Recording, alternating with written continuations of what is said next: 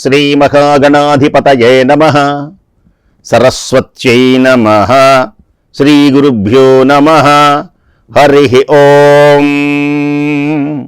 నారాయణం నమస్కృత్య నరం చైవ నరోత్తమం దేవీం సరస్వతీం వ్యాసం తతో జయముదీరయేత్.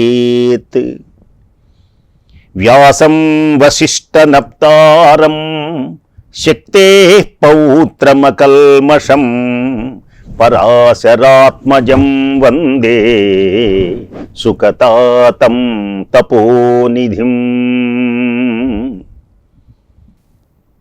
నారాయణునకు, నరోత్తమునకు, సరస్వతీదేవికి జయం అని పేరు కలిగినటువంటి 18 పర్వములు కలిగినటువంటి మహాభారతం. అందుకనే జయం అంటారు. యా జ సంస్కృతంలో అంకెలు తిరగదిప్పి పలకాలి.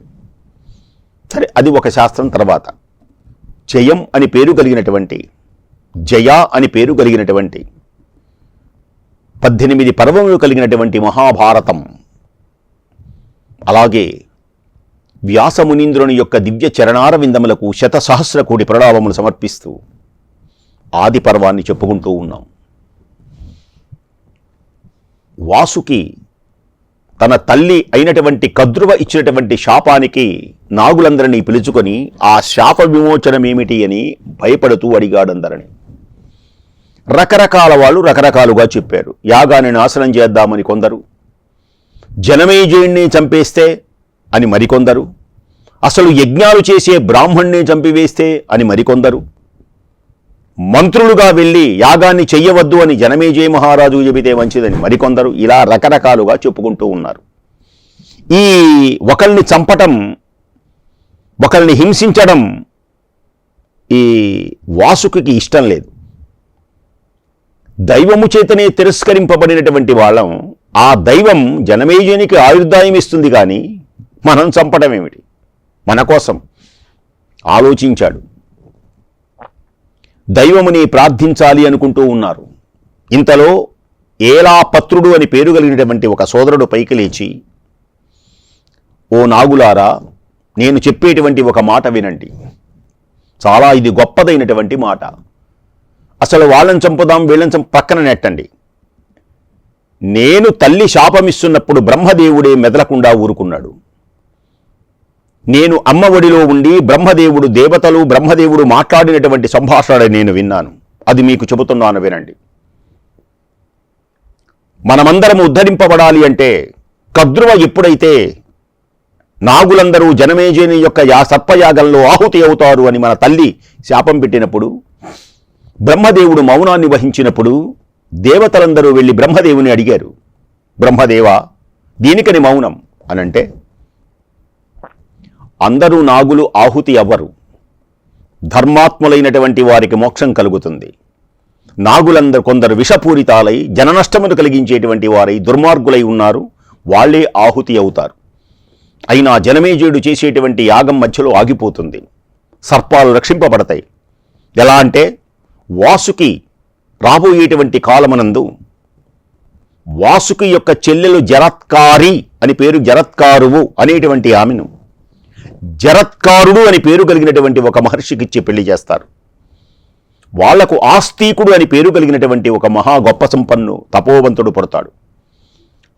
అతని వలన జనమేజయుడు సర్పయాగాన్ని ఆపివేస్తాడు.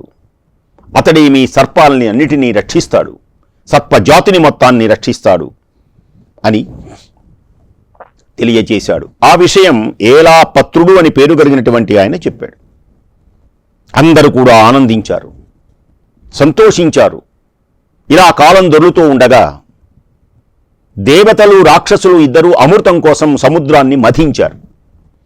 సముద్రాన్ని మథించినటువంటి సమయంలో మందరగిరి పర్వతం, మందరగిరిని కవ్వంగా చేశారు పాల సముద్రంలో.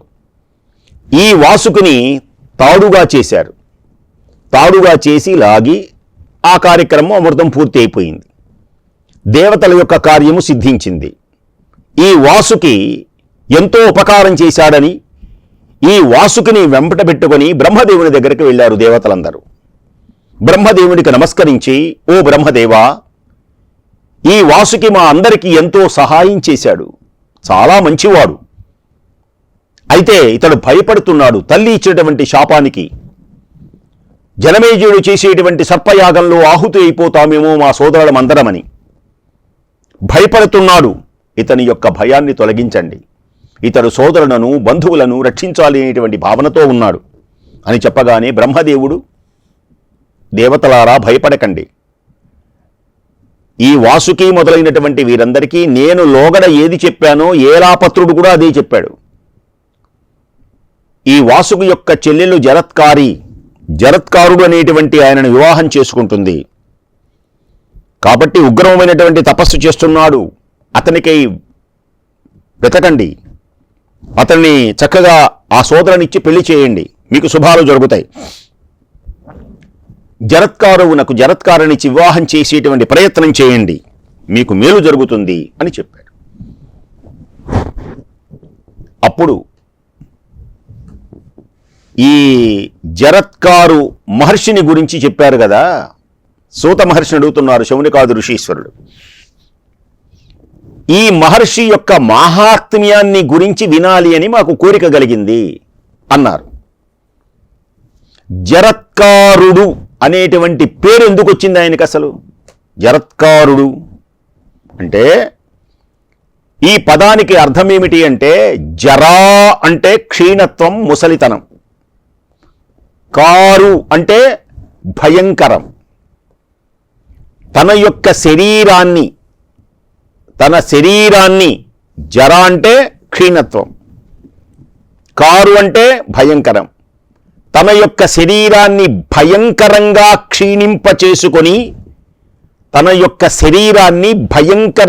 క్షీణింపచేసుకొని తపస్సు చేశాడు కనుక అతనికి జరత్కారుడు అనే పేరు కలిగింది.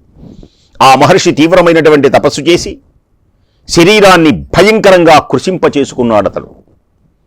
అందుచేతనే అతడు జరత్కారుడు అనేటువంటి పేరుతో ప్రసిద్ధి చెందాడు. వాసుకి సోదరి కూడా అదే విధంగా ఉండడం చేత ఆమెను కూడా జరత్కారువు అని అన్నారు. మీరు చెప్పింది ఉచితంగానే ఉన్నది, చాలా బాగుంది ఓ సూత మహర్షి. పూర్వంలో జరత్కారుని యొక్క వృత్తాంతం చక్కగా మాకు లోగడ చెప్పారు.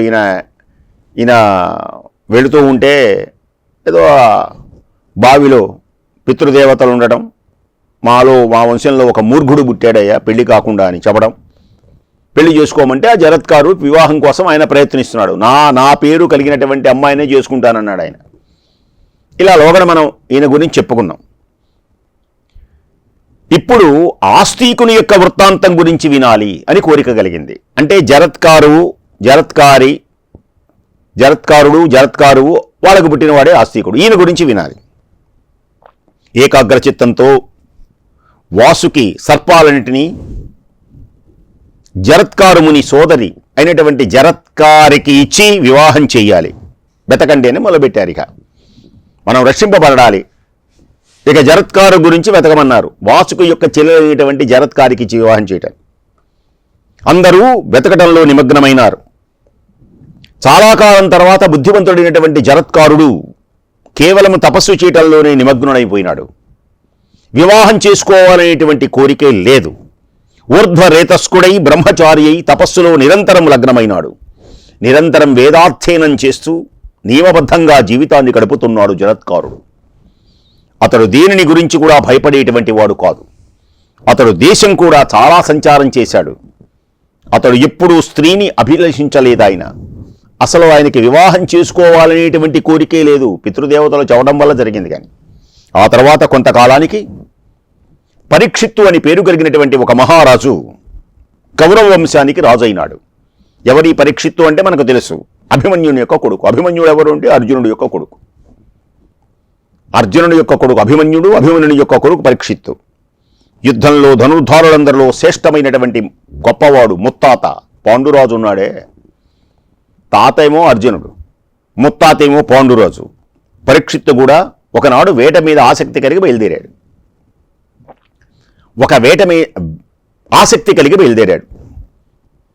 అడవి పందుల్ని, పులుల్ని, మహిషుల్ని, అందరినీ, రకరకాలైనటువంటి జంతువులందరినీ బ్రహ్మాండంగా వేటాడాడు.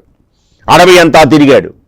ఒకనాడు మహారాజు కీకారణ్యంలో ఒక క్రూర మృగాన్ని బాణంతో కుట్టాడు.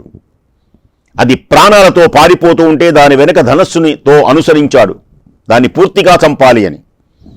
పూర్వం పరమశివుడు యజ్ఞ మృగాన్ని కొట్టి వెంటాడినట్లుగా ఒక పరమశివుడు ఏనాడా ఆ అడవి పందిని కొట్టి పరిగెత్తుతున్నాడే, అలాగే ఈయన కూడా అలా క్రూర మృగాన్ని కొట్టి ధనుర్ధారి అయి వెతుకుతూ పరిగెత్తుతున్నాడు. అది ఎక్కడున్నది. నిజానికి అతడు కొట్టబడినటువంటి మృగం అడవిలో ప్రాణాలతో మిగలదు. కానీ ఆనాడు ప్రాణంతో మిగిలి అది చాలా దూరం తీసుకొనిపోయింది. ఇది దైవమే. అసలు పరీక్షిత్తు బాణం వేస్తే మృగం ఇంకా మళ్ళీ పరిగెత్తడమా? ఫలా అక్కడే మరణించాలి. కానీ చూడండి విధి విధానం. అది గుచ్చుకొని పరిగెత్తడం మొదలుపెట్టింది. పరిగెత్తుంటే దాని వెనకాల పరిగెత్తున్నాడు పరీక్షిత్ మహారాజు. మృగాన్ని వెంటాడుతున్నాడు. వేటాడుతూ రాజు అలసిపోయినాడు. ఆ మృగం ఎక్కడికో వెళ్ళిపోయింది. ఈయనేమో అలసిపోయినాడు, బాధపడుతున్నాడు. అలా వెళుతూ ఉంటే ఒక మహర్షిని చూచాడు. దాహం కలిగింది, ఆయన దాహం వేసింది. ఇక పరిగెత్తలేకపోతున్నాడు, దాహం వేసింది. ఒక మునిని చూచాడు, ఒక ఆశ్రమానికి వెళ్ళాడు. ఆవు దూడలు పాలు తాగేటప్పుడు గాలి వల్ల నోటి నుండి వచ్చేటువంటి నురుగులే అతనికి ఆహారం. ఆవులు సంచరించేటువంటి ప్రదేశంలోనే ఆయన తపస్సు చేస్తూ ఉన్నాడు మహర్షి. వేగంగా దగ్గరికి వెళ్ళాడు పరీక్షిత్ మహారాజు. ఎవడా మహర్షి అర్థం కాలేదు. ఆకలి దప్పులతో ఉన్నటువంటి ఆ రాజు మునిని చూచాడు. మునిని చూచి ఆయన సమాధి స్థితిలో ఉన్నాడు. ఆ ముని అసలు ఆయనకి ఈ లోకమే లేదు, ఆయనకి ఈ లోకంలో లేడు. ఆయన ఆ యోగ మార్గంలో సమాధి స్థితి అంటారు దాన్ని. అన్ని అవస్థలు దాటి ఇకంటే ఆత్మను పరమాత్మ యందు సంధించి ప్రకృతితో ఆయనకు సంబంధం లేదు. ఇంద్రియములు పనిచేయవిక, చెవులు వినపడవు, కళ్ళు చూడవు, ఏమి చేయవు, అలా ఉంటాడంతే. ఆయన ఎంతసేపు ఉంటాడో ఆయన తపశ్శక్తిని బట్టి ఒక రోజు ఉంటాడో, 4 నెలలు ఉంటాడో, 3 నెలలు ఉంటాడో, ఎవరికి తెలియదు. శరీరం కూడా ఏం అవ్వదు. అది యోగ మార్గం. అంతటి గొప్పవాడు. ఆ సమయంలో అక్కడికి వెళ్ళాడు. ఓ బ్రాహ్మణోత్తమా, ఓ మహర్షి, నేను అభిమన్యుణ్ణి. నేను అభిమన్యుని యొక్క కుమారుణ్ణి. నా పేరు పరీక్షిత్తు. మా నాన్నగారి పేరు అభిమన్యుడు. నేను ఆయన కుమారుడు పరీక్షిత్ మహారాజుని. అడవిలో ఒక మృగాన్ని కొట్టాను, అది పారిపోయింది. ఆ మృగాన్ని మీరేమైనా చూచారా? దాహంతో ఉన్నాను. మహర్షి ఏమీ మాట్లాడలేదు, మౌనంగా ఉన్నాడు. మాట్లాడమే, రాజుకు సమాధానం ఏమీ చెప్పలేదు. మాట్లాడమే, ఈ భూమండలాన్ని ఏలేటువంటి చక్రవర్తి అయినటువంటి పరీక్షిత్ మహారాజుతోనే మాట్లాడవా? ఏమి నీ గొప్పతనం? నీకేమైనా ఆస్తులున్నాయా? లేవే. వస్త్రములున్నవా? లేవే. రత్నాలు వజ్రాలున్నవా? లేవు కదా. మేము ఈ భూమండలాన్ని ఏలుతున్నటువంటి మహారాజును, పరీక్షిత్ మహారాజును. కళ్ళు తెరిచి నాకు సమాధానం చెప్పు. నా రాజ్యంలో ఉన్నవాడివి నువ్వు, నా మాట వినవలసినటువంటి వాడివి నీవు, నన్ను గౌరవింపవలసినటువంటి వాడివి నువ్వు. లే, కళ్ళు తెరు, మాట్లాడు. ఆయనకు అసలు వినిపిస్తేగా. ఆయన సమాధి స్థితిలో ఉన్నాడు. ఈ విషయం పరీక్షిత్తుకు తెలియదా? తెలుసు. కర్మం గాలినప్పుడు ఇలాగే ఉంటాయి. సమీపిస్తున్నప్పుడు పరీక్షిత్ మహారాజు కోపం వచ్చింది. ఏమి నీ గర్వం, నీ అహంకారమని తన విల్లుకి అలా కొమ్ములాగా ఉంటుంది చివర్లో. అక్కడ ఒక చచ్చిపోయినటువంటి పాముంటే ఆ కొమ్ముతో, ఆ వింటి కోలతో అలా తీసి కోపం కలిగి ఆ తండ్రి, ఆ బ్రాహ్మణోత్తముడు, ఆ తాపసికుడు, ఆ తపస్సంపన్నుడైనటువంటి ఋషీశ్వరుని యొక్క మెడలో వేసి వెళ్ళిపోయినాడు. ఆయన పేరే శమీకుడు అని పేరు కలిగినటువంటి మహర్షి. తగిలించి వెళ్ళిపోయినాడు. అసలు ఆ మునికి ఆ విషయం తెలియదు. ఈయన వచ్చింది తెలియదు, అరచింది తెలియదు, కోపం వచ్చింది తెలియదు, మెడలో పావుని, చచ్చిపోయినటువంటి పావుని వేశాడు అని తెలియదు. అసలు ఎవరొచ్చారో తెలిస్తేగా. ముని రాజుతో మంచిగా కానీ చెడుగా కానీ అసలు ఏమీ మాట్లాడలేదు ఆయన. అలా కళ్ళు మూసుకొని ధ్యానంలో సమాధి స్థితిలో ఉన్నటువంటి ఆ మునిని చూచి రాజు నగరానికి వెళ్ళిపోయినాడు. ఆయన ఋషి మాత్రం అలాగే ఉండిపోయినాడు. చక్కగా రాజధర్మాన్ని పాలిస్తూ ఆచరిస్తున్నాడు మహారాజు. క్షమాశీలుడు. ముని సహించాడే కానీ ఏమాత్రం నిందించలేదు. భరతవంశ శిరోమణి రాజశ్రేష్ఠుడైనటువంటి పరీక్షిత్తు ధర్మపరాయణుడైనటువంటి ఆ మునిని గూర్చి తెలియకపోవటం చేత ఆ విధంగా అవమానించాడు. ఆ క్షణంలో క్షణికమైనటువంటి కోపానికి ఆవేశానికి లోనైనాడు పరీక్షిత్ మహారాజు. ఆ మునీంద్రుడికి శృంగి అని పేరు కలిగినటువంటి ఒక కుమారుడు ఉన్నాడు ఈ శమీక మహర్షికి. అతడు మంచి యువకుడు, తేజస్సంపన్నుడు, తపస్వి, మంచి బాగా గొప్పవాడు తపస్సులో. ఆ మునికుమారుడు మహావ్రతుడు. అయినప్పటికీ ఇంత ఉన్నా, ఇంత తపస్సు చేసినా ఈ శృంగి అని పేరు కలిగినటువంటి ఆయన కోపం ఎక్కువ, మంచి కోప స్వభావం. అతన్ని శాంతింపజేయటం అంత తేలికైనటువంటి పని కాదు. అంటే శమీక మహర్షి యొక్క కొడుకు శృంగి. అతడు చాలా కాలం తపస్సు చేశాడు. శృంగి కూడా ఇంద్రియాలను నిగ్రహించుకుంటూ సమస్త ప్రాణకోటికి హితాన్ని ఆచరిస్తున్నాడు. గురుకులంలో తన ఆచార్యుని దేవుని సేవిస్తూ ఉన్నాడు. ఆ రోజున ఆచార్యుడు ఇంటిలో లేడు. ఎక్కడ ఉన్నాడు చూచాడు. మార్గమధ్యంలో తన మిత్రుడు కృషుడు కనిపించాడు. తన గురువు, తన తండ్రి అయినటువంటి వ్యక్తిని వెతుకుతూ వస్తున్నాడు ఆయన. మార్గమధ్యంలో కృషుడు అని పేరు కలిగినటువంటి వాడు కనిపించి, శృంగి, ఇతపూర్వంలో ఒక మహారాజు ఇక్కడికి రావటాన్ని నేను చూచాను. అతడు పెద్ద పెద్దగా అరుస్తున్నాడు మీ తండ్రి దగ్గర తపస్సు చేస్తుంటే. నాకు భయం పుట్టి చెట్టు చాటున ఉన్నాను, విన్నాను. మీ నాన్న ఏమీ మాట్లాడక సమాధి స్థితిలో ఉన్నాడు. మహారాజు అనేటువంటి నేను ఇక్కడికి వచ్చిన పరిగెత్తేటువంటి లేడీ ఎక్కడుందో చెప్పలేదు, మంచినీళ్ళు కూడా ఇవ్వటం లేదు. కోపం కలిగినటువంటి రాజు మీ తండ్రి మెడలో చచ్చిపోయినటువంటి ఒక పామును వేసి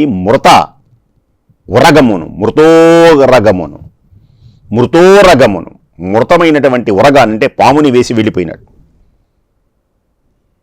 అవమానించాడు. అనగానే ఆ మాట వింటూనే శృంగి ఒక్కసారి తోక తొక్కిన తాచుపాములా బుస్సన లేచాడు. ఆగ్రహం కలిగింది. తన తండ్రి మెడలో చచ్చిపోయినటువంటి పాముని వేస్తాడా మహారాజు? మేము ఏమైనా అతన్ని అడిగామా? దానాలు ఇమ్మని అడిగామా? రాజ్యాలు ఇమ్మని అడిగామా? భూములు ఇమ్మని అడిగామా? భగవంతుడు ఇచ్చినటువంటి ఆ గాలిని పీలుస్తూ ధర్మ మార్గంలో సంచరిస్తూ ఉన్నటువంటి మాకు ఇలాంటి అవమానిస్తాడా? అనుభవించమనం. వెంటనే ఒక్కసారి అలా నీళ్లు తీసుకొని అమాంతం తండ్రికి జరిగినటువంటి అవమానాన్ని క్రోధోదిక్తుడై శృంగి ఈ కృషుడు వారిస్తున్నాడు. ఈ కృషుడు అని పేరు కలిగినటువంటి మిత్రుడు శృంగితో అంటున్నాడు, శృంగి, నీవు మహాతపస్సంపన్నుడు, తేజోవంతుడవు. నీ తండ్రి భుజంపై సర్పం వేలాడుతున్నటువంటి ఇంకా నీ తపోగర్వం ఎందుకు? సిద్ధులు, బ్రహ్మవేత్తలు, తాపసులైనటువంటి ఋషికుమారులే మాట్లాడకుండా ఉంటే అలా ఆలోచిస్తావేంటి? పౌరుషం, అభిమానం లేదా? గర్వపూరితుడైనటువంటి దుర్మార్గుడైనటువంటి రాజు యొక్క మాటలెక్కడ? నీ తండ్రి మెడలో మృతమైనటువంటి సర్పాన్ని చూచి మిన్నకుంటున్నావు. శృంగి, నీ తండ్రి ఎటువంటి అకృత్యాన్ని చేయలేదు. నీవు ఎటువంటి అనుచితమైనటువంటి పని చేయరాదు. కాబట్టి నీ తండ్రికి అవమానం జరిగితే నేను ఎంత బాధపడుతున్నానో ఆలోచించు. నీ తండ్రికి జరిగినటువంటి అవమానానికి నేనే బాధపడుతున్నాను. ఇక నీ మనసు ఎలా ఉంటుందో ఆలోచించు. కొంచెం రెచ్చగొట్టాడు ఈ కృషుడు కూడా. అసలే శృంగి కోపం. ఆ మాటలు వింటూనే మహాతపస్సంపన్నమైన తేజస్వి అయినటువంటి శృంగి కోపం అధికమైనది. తన తండ్రి కంఠంలో మృతసత్వాన్ని రాజు వేశాడని విని కోపంతో పరితపించాడు. కృషిని చూచి సూటిగా ప్రశ్నిస్తున్నాడు తనకు చెప్పినటువంటి ఆ మహర్షితో, ఇంకో అతనితో. నా తండ్రి కంఠంలో మృత సర్పాన్ని ఎందుకు ధరిస్తున్నాడు అని అడిగాడు. అప్పుడు ఆ మృత సర్పం వేస్తే మా నాన్న ఏం చేస్తున్నాడు అని అడిగాడు. పరీక్షిన్ మహారాజు వేట కోసం వచ్చాడు శృంగి. అతడు నీ తండ్రి కంఠంలో మృత సర్పాన్ని వేశాడు. అప్పుడు శృంగి కుచుడితో, ఈ విషయాన్ని జరిగినట్లుగా చెప్పు. నా తండ్రి ఆ దుర్మార్గునికి అపరాధం చేశాడు. అసలు ఎందుకు నా తండ్రి మెడలో ఆ పరీక్షిన్ మహారాజు మృత సర్పాన్ని వేశాడు? నా అపరాధం ఏం చేశాడు చెప్పు, లేదా నా తపోబలం ఎంతటితో చూపిస్తాను. మా నాన్న చేసినటువంటి తప్పేంటో చెప్పు. కృష్ణుడు శృంగితో చెబుతున్నాడు. మహర్షి, అభిమన్యుని కుమారుడైనటువంటి పరీక్షిన్ మహారాజు ఒంటరిగా వేట నిమిత్తం వచ్చాడు. వేగంతో పరిగెత్తుతున్నటువంటి ఒక క్రూర మృగాన్ని బాణంతో కొట్టాడు. అయితే మృగం విశాలమైనటువంటి వనంలో ఎక్కడికి వెళ్ళిందో ఆ మహారాజు చూడలేకపోయినాడు, కనపడలేదు. అంతలో మౌనవ్రతధారి అయినటువంటి మీ తండ్రిని చూచి ఆ మృగం ఎక్కడికి వెళ్ళిందో చెప్పు, నాకు దాహంగా ఉన్నది, నా దాహం తీర్చు అని అడిగాడు. వేటతో అలసిపోయినటువంటి ఆకలి దప్పుతో ఉన్నటువంటి పరీక్షిన్ మహారాజు మీ తండ్రిని మృగం గురించి అడిగితే సమాధానం చెప్పకుండా మౌన వ్రతంలో ఉన్నాడు నీ తండ్రి. జరిగింది చెబుతున్నాను విను. కుమారా, తనకు సమాధానం చెప్పకపోవడంతో రాజుకి కోపం కలిగి తన వింటి కొనతో అక్కడే చచ్చిపడి ఉన్నటువంటి ఒక సర్పాన్ని తీసి నీ తండ్రి మెడలో వేశాడు. శృంగి, ఎంతో వినయంగా మౌనవ్రతాన్ని పాటిస్తున్నటువంటి నీ తండ్రి ఏమీ చెలించకుండా ప్రశాంతంగా తన ధ్యాన సమాధిలో ఉన్నాడు ఆయన. పరీక్షిత్తు ఆయనను చూసి ఆయన మాట్లాడలేదు. ఇక ఆ పని చేసేసి పరీక్షిత్తు హస్తినాపురికి వెళ్ళిపోయినాడు. తన తండ్రి మెడలో పరీక్షిత్తు సర్ప శవాన్ని వేశాడని విని శృంగి కోపంతో కళ్ళు ఎర్రబడినాయి. కోపావేశమైంది. కోపానికి లొంగిపోయినాడు. ఇక ఈ తపస్సంపన్నుడు కోపానికి లొంగిపోయినాడు. వెంటనే గబగబా అక్కడ ఉన్నటువంటి నదిలో మునిగాడు.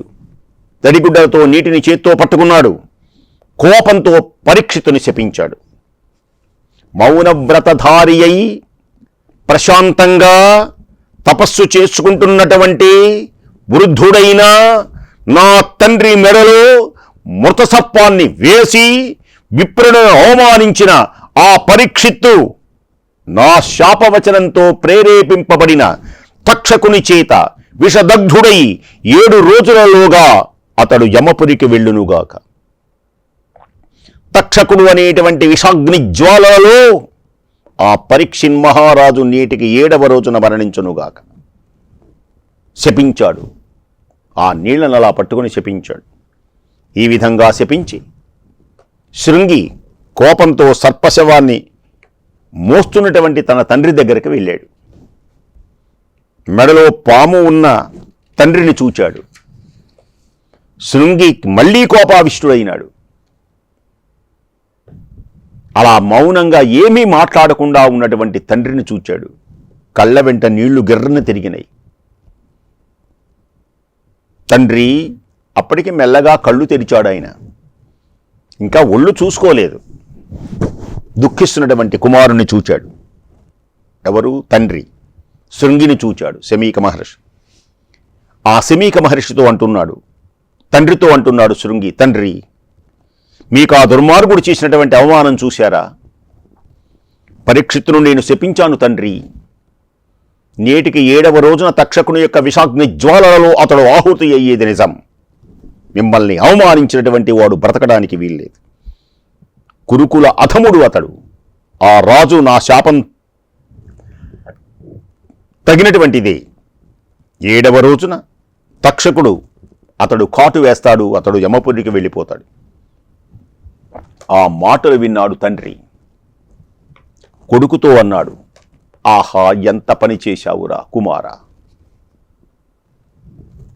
కుమారా, నీవు పరీక్షిత్తుకు శాపం ఇవ్వటం నాకు ఇష్టం కాదు. ఇది తాపసులకు ధర్మమైనటువంటి పని కాదు. మనమందరం ఆ మహారాజు ఏడుబడిలో ఉన్నామురా. ఆయన ద్వారా మనకు రక్షణ కలుగుతుంది. అతడు మహానుభావుడు, ధర్మపరుడు. పరీక్షిందంటే శపించావా? అటువంటి ధర్మప్రభువునకు శాపం ఇవ్వటం నాకు సంతోషాన్ని కలిగించదురా పుత్ర. ఇది క్షమింపదగినటువంటిదే. ఏదో ఆవేశంతో చేశాడు, మనం క్షమించవచ్చు. దీనికి ఇంత శాపం ఇవ్వాల్సిన అవసరం లేదు. ధర్మాన్ని చంపివేస్తే అది మనలను చంపుతుంది. ధర్మాన్ని రక్షిస్తే ఆ ధర్మం మనల్ని రక్షిస్తుంది. ధర్మో రక్షతి రక్షితః. ధర్మాన్ని మార్గంలోనే మనం ఉండాలి, ధర్మ మార్గంలోనే సంచరించాలి, ఆ ధర్మాన్ని కాపాడాలి. ఆ ధర్మమే మనల్ని రక్షిస్తుంది. ఆ రాజు మనల్ని రక్షించకపోతే మనకు ఎంత కష్టం వస్తుందో తెలుసునా? ధర్మపరుడైనటువంటి గనక రాజు లేకపోతే మనం ఈ తపస్సులు చేస్తామా? ధర్మపరుడైనటువంటి రాజు యొక్క పరిపాలన ఈ లోకమంతా సుభిక్షంగా ఉంటుంది అని పలుకుతున్నాడు తండ్రి కొడుకుతో. అద్భుతమైనటువంటి దివ్యమైనటువంటి మహాభారతాన్ని, మిగిలినటువంటి విశేషములు అనేకమైనటువంటివి కూడా రేపు చక్కగా వినండి, తరించండి, రోజూ వినండి. స్వస్తి.